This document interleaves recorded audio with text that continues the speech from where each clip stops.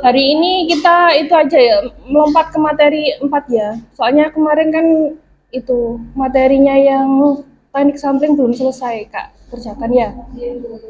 Ini minggu depan ke materi 3, nggak apa ya.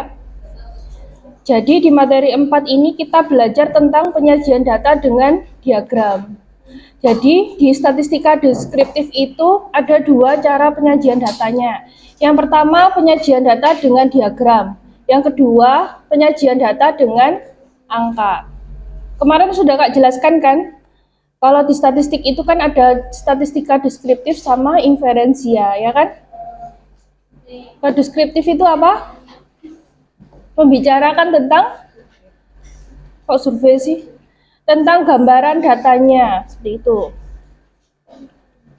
Nah, ini ada contoh informasi data, yaitu pada tahun 2006 dan 2007, tentang laporan kejahatan di beberapa wilayah di Jawa Timur ya. Dari data di atas, apakah yang bisa Anda informasikan kepada masyarakat tentang data kejahatan di Jawa Timur? Kalau lihat data ini, apa yang bisa Anda informasikan ke masyarakat? Mungkin apakah ada peningkatan kejahatan pada tahun 2006 sama 2007, seperti itu bisa ya? Seberapa persenkah laporan yang bisa ditangani dari 2006 ke 2007, seperti itu.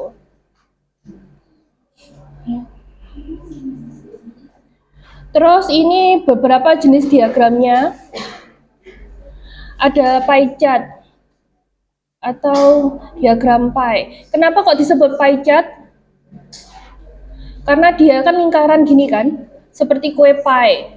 Dan pie chart ini utuh satu gitu. Jadi kalau dipecah-pecah adalah nilainya berupa desimal ya. Desimal ya. Terus ada diagram Pareto. Pareto ini biasanya untuk mengukur kecacatan. Terus ada histogram. Histogram ini lebih ke arah melihat untuk distribusi datanya seperti apa. Ada diagram titik, stem Emily, box plot, dan diagram batang. Dari diagram ini ada juga beberapa diagram lain ya, seperti diagram jaring dan lain sebagainya.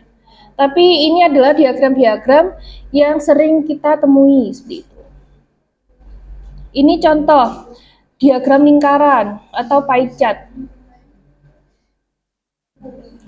Memiliki peran penyajian data dengan skala ukuran nominal atau ordinal yang sering didengar dengan data kategorik. Ini misalkan berikut merupakan survei yang dilakukan kepada 250 mahasiswa tentang pentingnya mahasiswa aktif di suatu organisasi kemahasiswaan. Alternatif yang diberikan adalah penting, tidak penting, dan tidak tahu.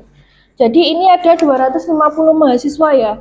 250 mahasiswa yang disurvei tentang organisasi itu penting apa enggak sih, ya kan? Jawabannya penting itu ada 156, tidak penting 32, dan tidak tahu ada 62. Nilai 0,624 ini didapat dari 156 dibagi 250.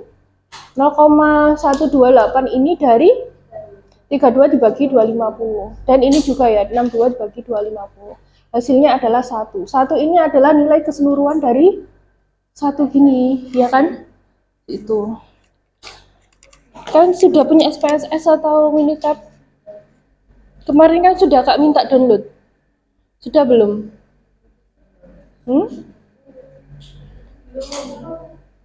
Minitab atau SPSS? Kalau SPSS ya agak berat ya, mungkin Minitab aja nggak apa-apa. Nanti kalau kalian skripsi dipakai loh Mbak, itu jangan kan. Kemarin kan udah Kak suruh download.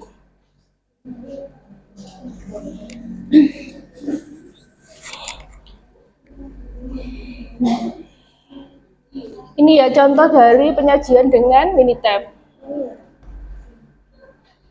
Jangan download di situ, nggak bisa di. Kalau download jangan di HP ya, tapi di komputer.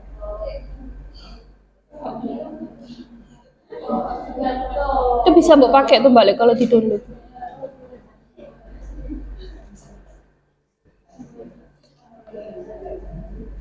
Ada pertanyaan nggak?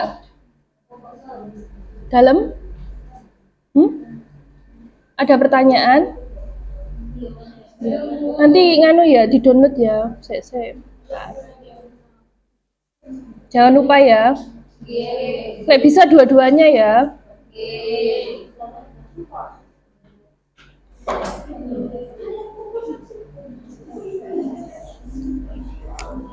Jadi ini bentukan Minitab ya. Minitab itu seperti ini. Kalau untuk makainya kalian klik editor, terus kok nggak ada ya? Editor, terus enable comment. Jadi kursornya itu harus ditaruh sini dulu ya. Terus habis itu enable comment. Terus habis itu kita masukkan datanya. Datanya tadi apa? Tentang respon mahasiswa, tentang keorganisasian kan?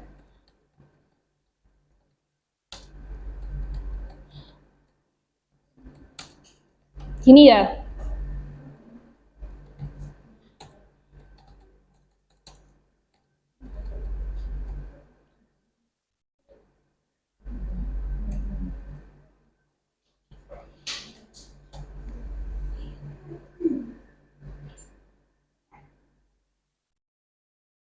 Kita pilih yang pie chart.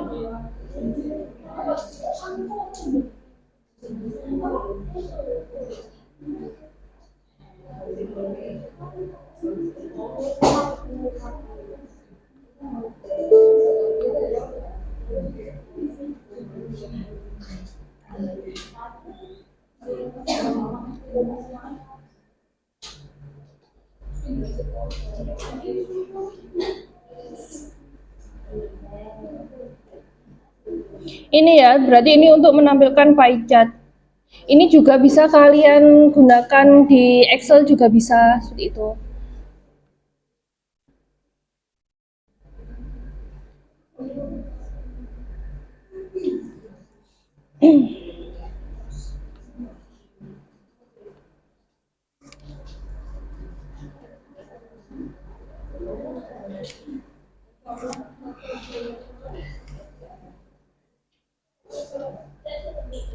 Terus ada namanya diagram batang. Diagram batang ini lebih ke arah untuk membandingkan nilai seperti itu. Mungkin di sini ada yang pernah lihat diagram batang? Kalau pie chart tadi pernah? Tapi seringan diagram batang ya. Jadi diagram batang ini lebih ke arah untuk membandingkan nilai gitu. Seperti contoh kayak tadi ya.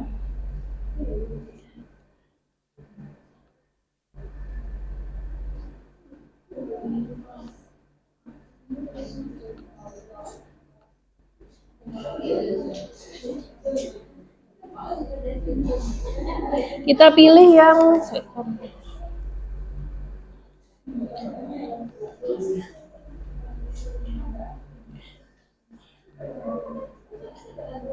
bar chart ini. Kita masukkan frekuensinya.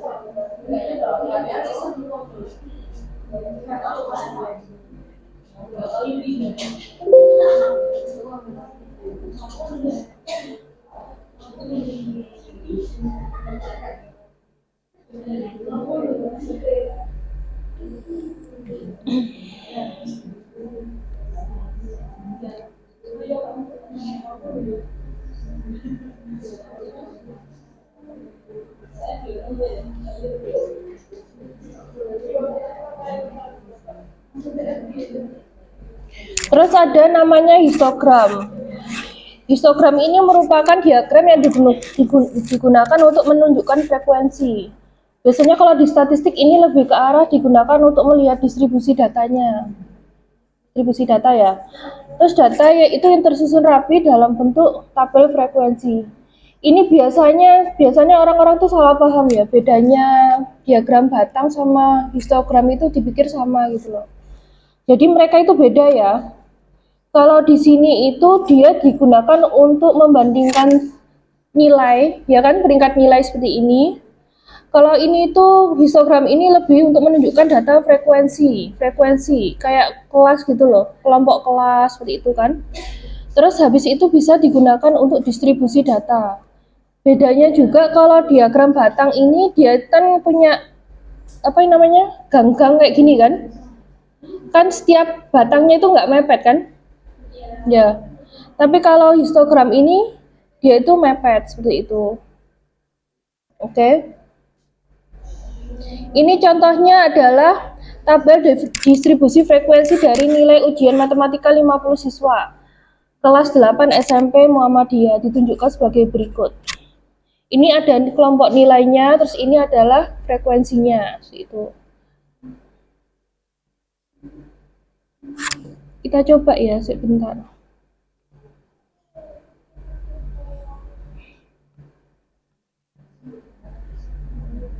Absennya sudah diambil, Mbak?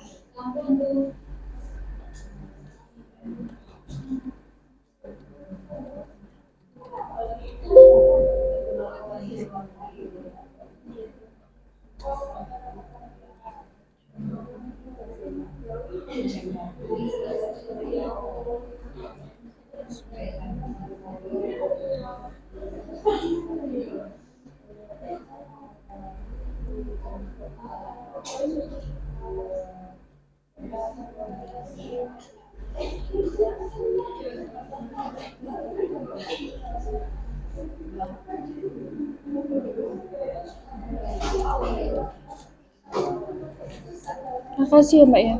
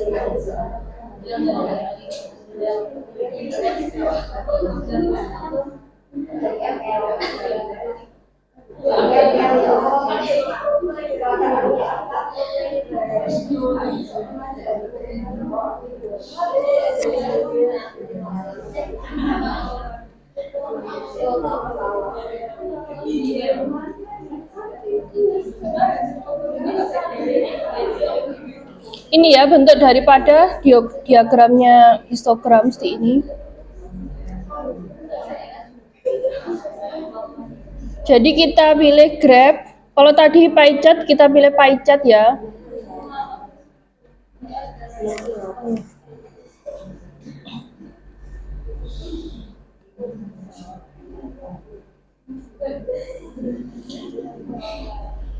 Jadi tadi kalau kita mau menampilkan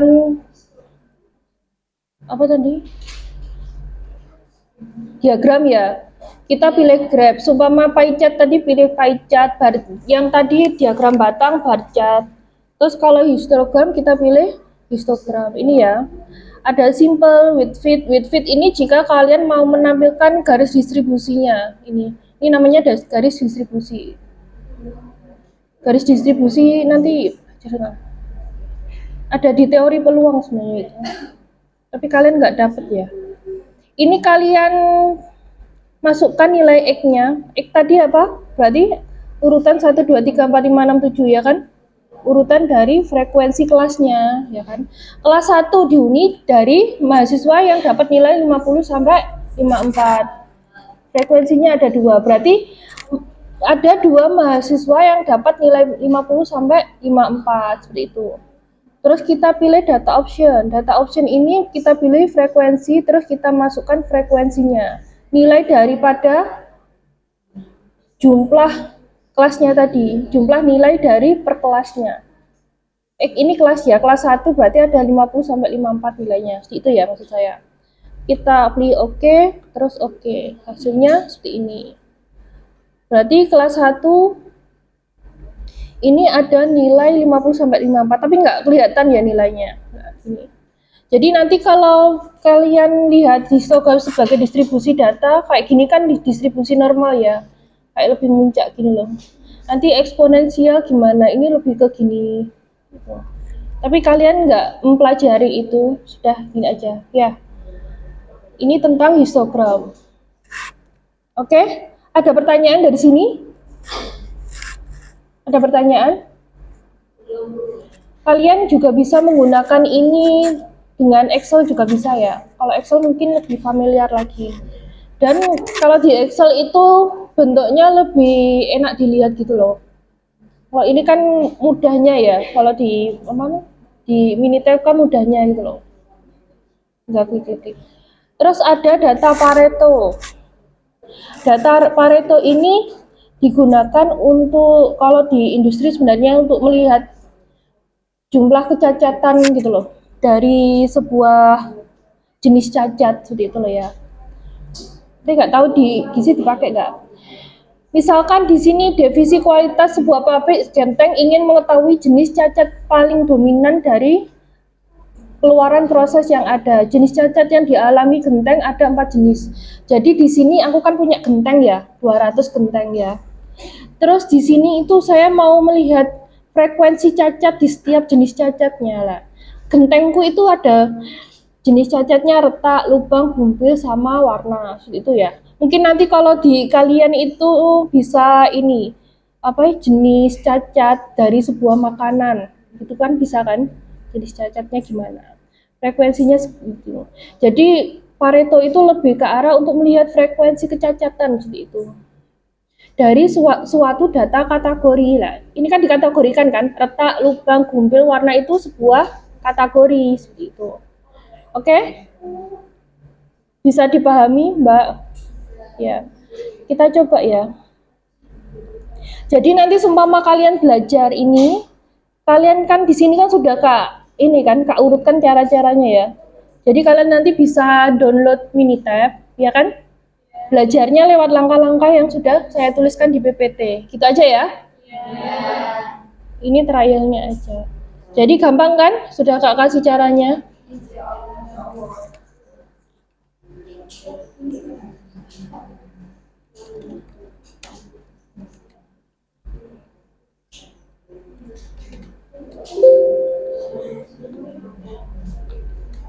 Ini seumpama ini kan, jadi dalam Minitab itu dalam satu kursor ini ya, satu meja kerja ini nggak boleh ini ya punya nama yang sama. Misalkan frekuensi, frekuensi di sini kan banyak tuh, ada frekuensi 1, frekuensi 3. Kalau ini namanya frekuensi nggak bisa. Soalnya nanti kan diolah di sini kan. Gitu. Oke? Gampang ya kalau kita pakai alat kayak gini. Ini juga bisa dikerjakan di Excel.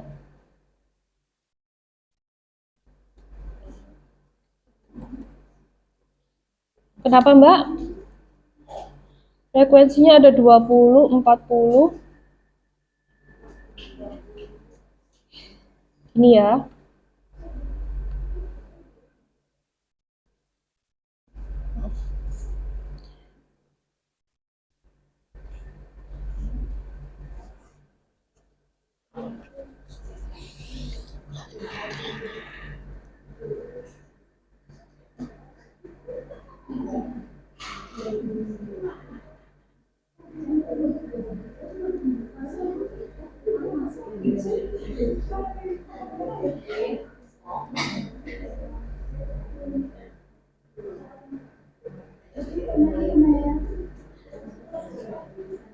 Ini ya, Pareto itu masuk dalam quality control, start quality control.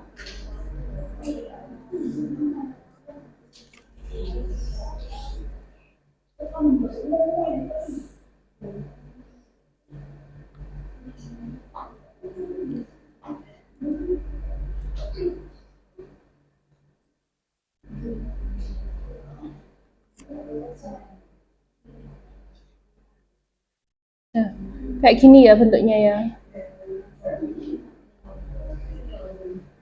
Jadi ini kan gini kan, kita masukkan the fact of attribute data. Ini adalah data atributnya, atau di sini jenis cacatnya apa aja, jenis cacat. Terus ada frekuensi itu jumlahnya, ini kan kategorinya apa aja cacatnya, terus frekuensinya berapa jumlahnya. Ini kita masukkan ke frekuensi 3 ini kan. Terus 95% ini adalah kan kemarin kita belajar error ya. Dia itu pakai error 5%, berarti daerah penerimaannya adalah 95%. Kalau error 5% berarti daerah penerimaannya itu 1 dikurangi 5%, sama dengan 95%. Jadi kalau di statistik namanya error itu, error yang direkomendasikan itu kalian pakainya 5%. Kan kemarin udah Kak bahas ya. Begitu juga dengan alat-alat di statistik, pasti nanti langsung 95% gitu daerah penerimaannya. Jadi supaya kalian mau daerah penerimaannya kalian 1% atau 10%, ininya harus diganti. Soalnya dari alatnya 95% gitu. Oke? Gampang ya? Terus kita, ini hasilnya. Ini adalah, di Minitab itu Pareto itu langsung diginiin. Cacat terbanyak itu pasti nilainya di paling kiri ya. Ini kiri ya. Paling kiri. Berikut cacat terbanyak kedua, ketiga, keempat, dan seterusnya. Gitu. Terus ini nilai apa Bu? Ini adalah nilai daripada nilai kumulatifnya. Karena warnanya 110, kumulatif dari sininya berarti 110 ditambah 40, ini 150. 150, terus habis ini 180, ini 200 gitu. Kan kalau dipresentasikan 100 juga kan, 100. Dari sini ada pertanyaan enggak? Belum.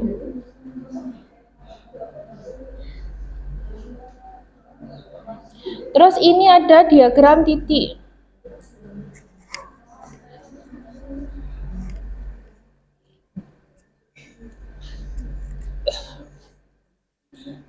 Diagram titik ini sama dengan diagram batang ya sebenarnya. untuk menyajikan apa ya, perbandingan nilai gitu loh ya. Dari suatu kategori, ini kan kategori nilai ya, nilai usia 5 sampai 12. Dan kalau dot ini dia itu punya 20 sampai 250 dot. Jadi kalau lebih dari 250 nggak bisa. Dan kalau diagram titik ini nggak bisa untuk data desimal ya, misalnya untuk bilangan bulat seperti itu. Lebih gampang ya dibacanya, kan kita bacanya jumlah dotnya ini kan. Itu. Misalkan berikut merupakan data anak yang datang pada sebuah pesta ulang tahun. Di sini menampilkan usia anak yang datang di pesta ulang tahun itu ada 5 sampai 12 gitu usianya, 12 tahun, 5 sampai 12 tahun. Dengan jumlah anaknya sekian. Oke.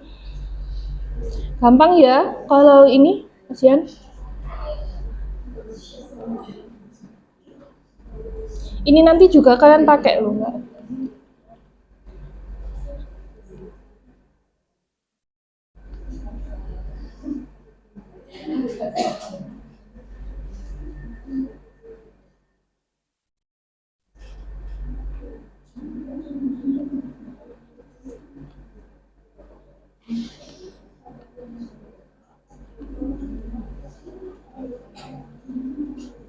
Kita coba ya.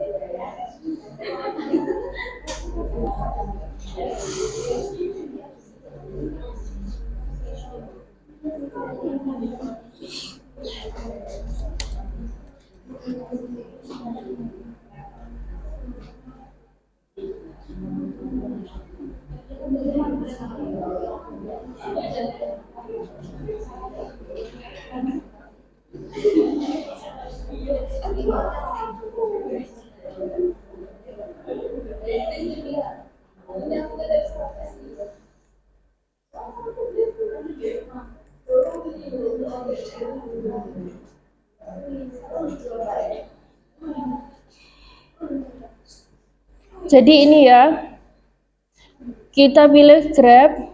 Jadi semua diagram tadi kan ada di grab ya, grab, terus pilih yang ini, kecuali yang quality control tadi apa? Yang Pareto itu ada di quality control.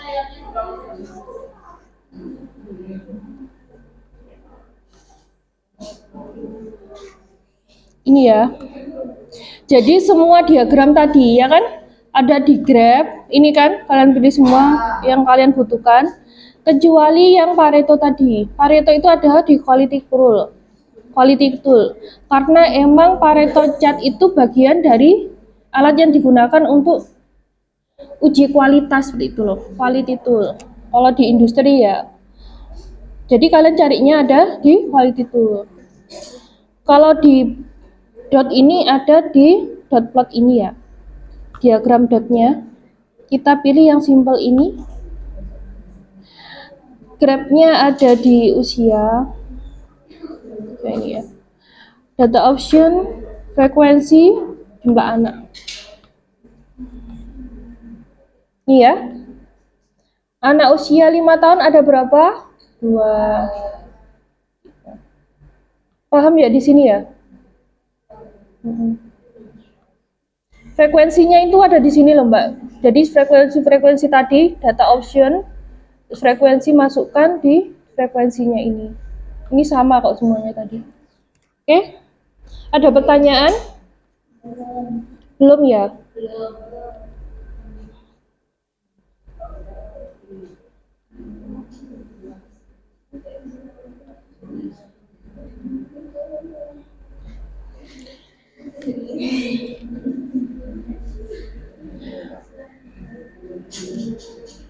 Terus ada diagram Stein and Leaf.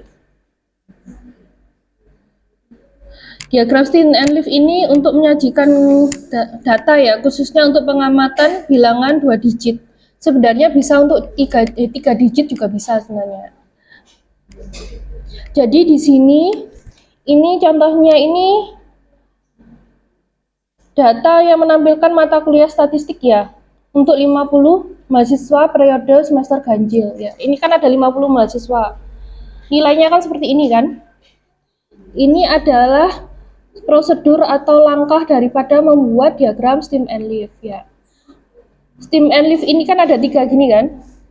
Ada sisi kiri sini ya. Kiri, tengah, sama kanan, ya kan? Kalian tulis dulu yang di tengah, 0 sampai 9. Sumpama nilai kalian 3 digit berarti 100, misalkan 110 gitu ya, berarti di sini sampai 11 gitu. Ya. Paham ya? Ini adalah digit pertama dari nilai depan. Nilai depannya ini loh. Nilai depan itu nilai puluhannya ya, berarti. Kalian tulis 0 sampai 9, karena di sini kan nggak ratusan kan, cuma puluhan kan. Nah, kenapa kok ini 3 Bu awalnya, kenapa nggak 0, 0, 1 sama 2? Soalnya nilai terkecilnya di sini ada 30-an, 30 yaitu 37, ini ya kan? Yang puluhannya nilai angkanya depannya 2 kan nggak ada kan? Berarti dimulai dari 3. Nah, ini adalah nilai daripada digit keduanya. Oh, yang 3 digit ini ada satuannya berapa? 7, ya kan? Kita tulis 7. Yang nilainya 30 ada berapa? Oh, cuma 1. Berarti kita tulis 1 ini. Terus yang nilai 4, ya kan? Puluhan nilai depannya 4 ini ada 2, 48 ini kan, 48, terus habis itu 42 mana? 42, 49 ya kan? Ya kan ada 3 kan? Berarti 42, 48, 49 gini kan? Nah, terus tapi ini kok ada 4? Ini adalah nilai kumulatif. Berarti 3 ditambah 1 gitu. 3 ditambah 1 ada 4. Begitu juga seterusnya. Kalau ini titik puncak ya, ini jumlahnya 14, langsung ditulis 14, bukan nilai kumulatifnya, karena dia nilai puncaknya. Terus yang bawah ini kita tulis kumulatif dari bawah, 7, ini kan ada 7 kan, yang nilainya 9 ada berapa? 7, berarti 90, 90, 92, 93 gini kan. Terus kita kumulatifkan dari bawah, ini adalah daerah puncaknya atau nilai puncak dari Leaf. Dari sini ada pertanyaan enggak?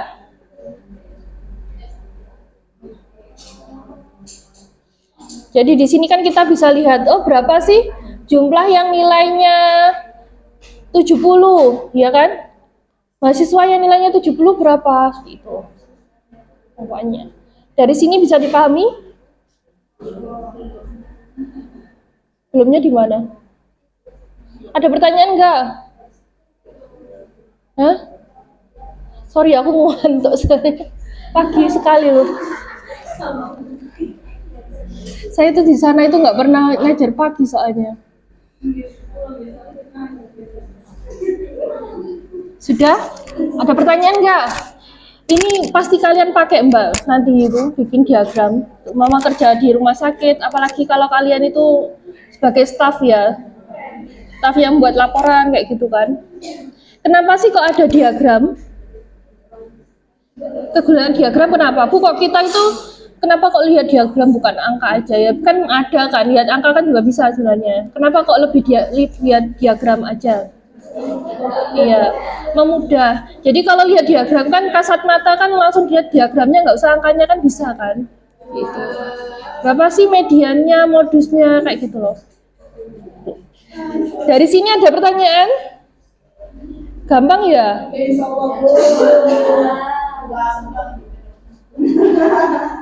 Kan emang gampang loh, Mbak. Terus ada namanya diagram box plot. Diagram box plot itu untuk melihat nilai tengah. Kalian pernah belajar statistik nggak pas di SMA atau SMK? Pernah. Dalam wujud? Pernah. Pernah. Iya, diwujudkan dalam matematika. Ya kan? Nggak mungkin. Jadi statistik itu kan anaknya matematika. Jadi kalau kalian belajar statistik di SMA itu diwujudkan dengan matematika itu. Enggak, matematika. Fisika itu kan lebih ke arah itu loh, belajar tentang energi, kayak gitu loh. Gaya, ya kan?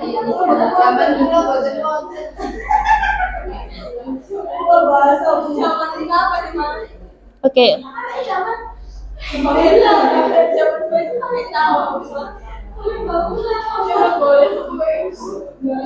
Sudah? Ya. Sekarang kita belajar tentang diagram box plot. Apa sih itu diagram box plot? Diagram box plot itu digunakan untuk melihat nilai tengah atau nilai kuartil.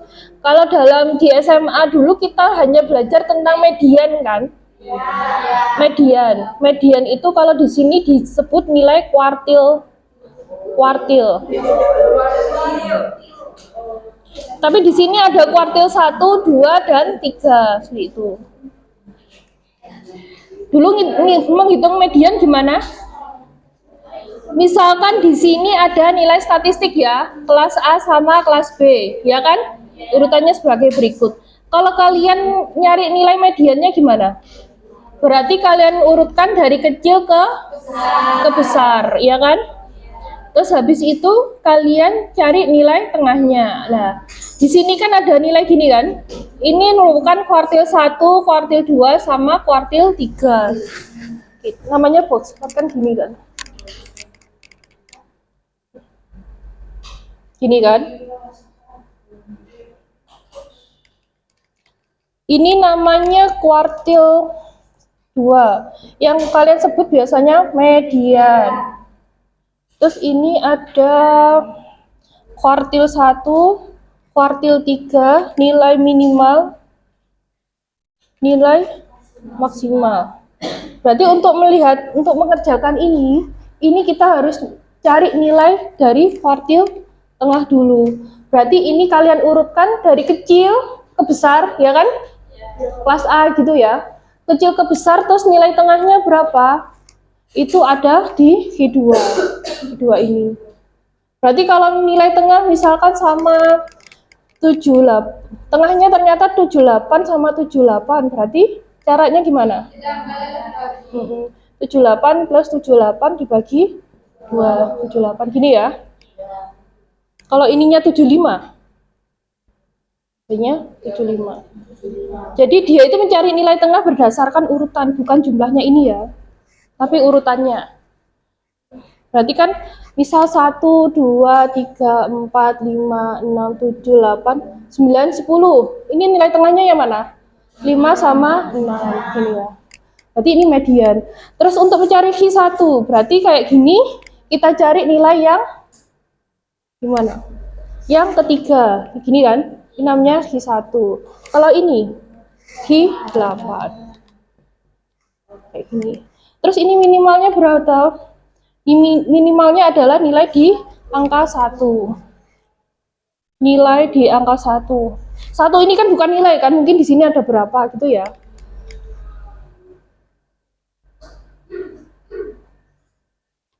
Nilai di angka 2. Angka terakhir gini ya. Ini namanya box plot. Terus ini bisa dibandingkan antara nilai kelas A sama B. Berarti menurut medianya kelas yang paling besar itu yang mana? Nilainya. Yang kelas B. Dan B ini lebih variatif. Kenapa? Karena nilainya ringnya ini kan besar kan? Kalau nyaringnya besar berarti lebih variatif. Variatif. Oke? Ada pertanyaan di sini?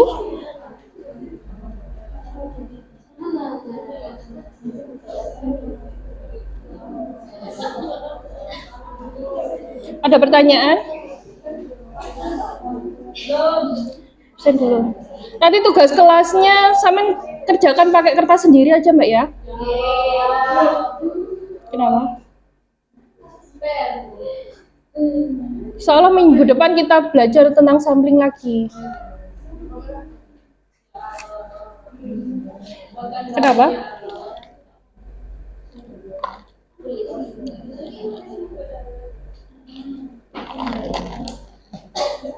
Cek bayam.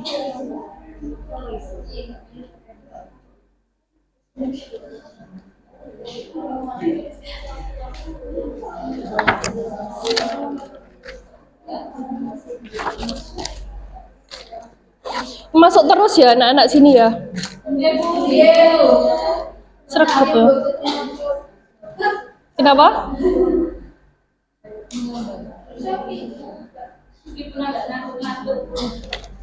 Lah malam piye masuknya? Tapi nggak ada orang loh di sini malam. Masa sih?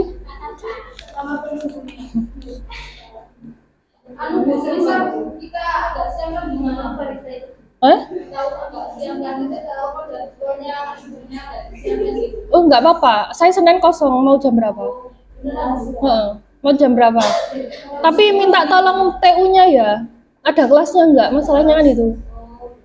Jadi kalian tuh yang masalah itu kelasnya Mbak sebenarnya. Ruangannya ada apa enggak?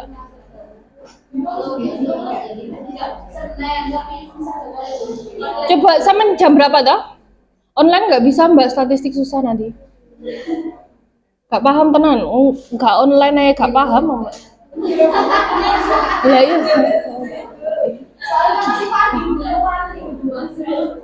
Lah iya toh, bukan nggak paham ya, susah paham. Sebenarnya itu nggak angel sih, cuma butuh latihan. Cuma kalian nggak latihan gitu loh, makanya. Ya kan?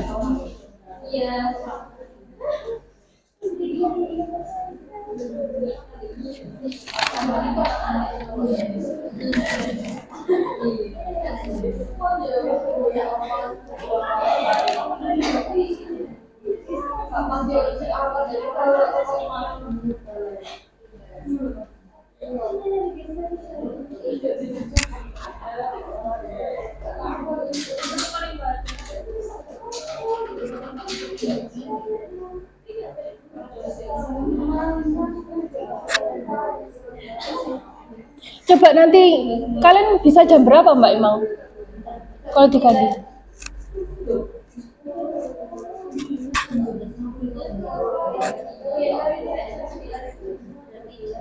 Jam 9 lah ya nanggung sih.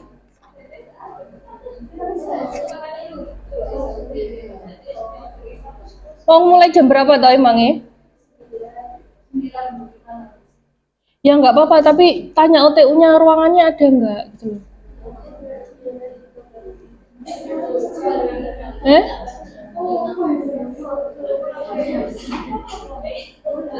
Di kampus satu pun ya, selama kalian nggak pindah kampus satu pun, itu kelasnya juga belum tentu ada loh Mbak.